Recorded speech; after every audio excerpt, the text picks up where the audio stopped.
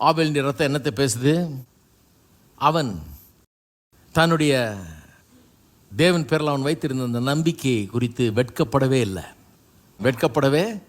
இல்லை. காயினை பார்த்தீங்கன்னா, அவன் கொலை செஞ்சான்னு பார்த்தீங்கன்னா, அவன் ரொம்ப ஒரு கரடுமுரடான ஆளாக இருந்திருப்பான், முரட்டுத்தனமானவனாக இருந்திருப்பான், தேவபக்தியற்றவனாக இருந்திருப்பான்னு நினைக்கிறேன். அவனுடைய சுவாபமே ரொம்ப வித்தியாசமானதாக பாவத்தில் மூழ்கினவனாக இருந்திருப்பான். அவன் வீட்டிலேயே இவனுக்கு தம்பியாக வளர்றான். இவனை டாண்ட் பண்ணாமல் விட்டுருப்பான்னு நினைக்கிறீங்களா?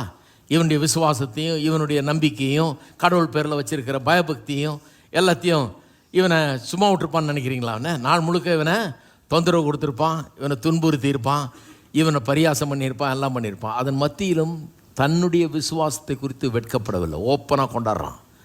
தன்னுடைய மந்தையிலிருந்து ஒரு ஆட்டுக்குட்டி எடுத்துக்கிட்டு வர்றான். அதனுடைய அர்த்தம் என்ன?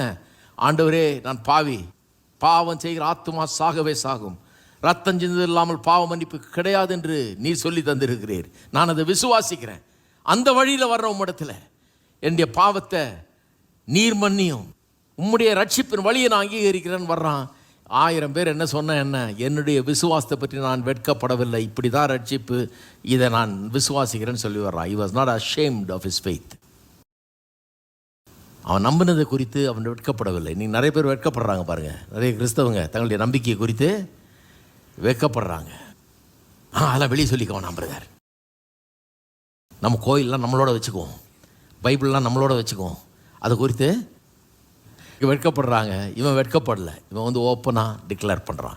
அவனுடைய பலி அவனுடைய விசுவாசத்தை டிக்ளேர் பண்ணுது. ஊர் உலகத்தில் யார் என்ன நினச்சா என்ன, நான் இப்படி தான், நான் கர்த்தரை நம்புகிறேன், கர்த்தர் சொன்னதை நம்புகிறேன், அவர் சொன்னதை செய்கிறேன் அப்படின்னு பலியிட்டான். இயேசுவும் அப்படியே ஆபேலின் ரத்தம் அவனுடைய அந்த வெட்கப்படாத, தன்னுடைய விசுவாசத்தை குறித்து வெட்கப்படாத அந்த நிலையை காட்டுகிறது.